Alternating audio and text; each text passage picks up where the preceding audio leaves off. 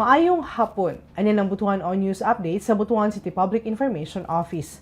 Gipakusgan karon sa Local Price Coordinating Council sa syudad ang pagbantay sa presyo, supply ug kalidad sa mga bugas pinaagi sa pagbisita sa nagkadaiyang merkado ug tindahan aron masiguro nga patas makatarunganon ang presyo ug igo ang supply niini alang sa mga konsumante. Gitan-aw usab sa City Business Permits and Licensing Department ang business permits sa mga rice retailers.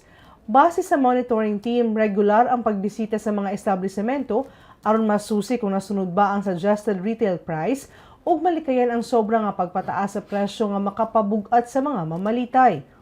Gipahimangnuan ang mga negosyante nga dili mag-hoard o magtago og daghang supply sa mga baligya, hilabi na kung igo raman ang supply. Gidili usab ang sobra nga pagpataas sa presyo aron lang makaginansya og dako ay kini makahatag og dugang kalisod sa mga konsumante. Padayon ang City Government of Butuan kauban ang mga miyembro sa LPCC sa pagmonitor sa presyo sa bugas aron maprotektahan ang interes sa publiko. Og makatong update ni adlaw alang sa mga updates, follow i-like ang official Facebook page, Instagram ug subscribe sa YouTube channel sa Butuan City Public Information Office. Ako si Charmaine Awitan. Daghang salamat ug dalaygon ang Dios.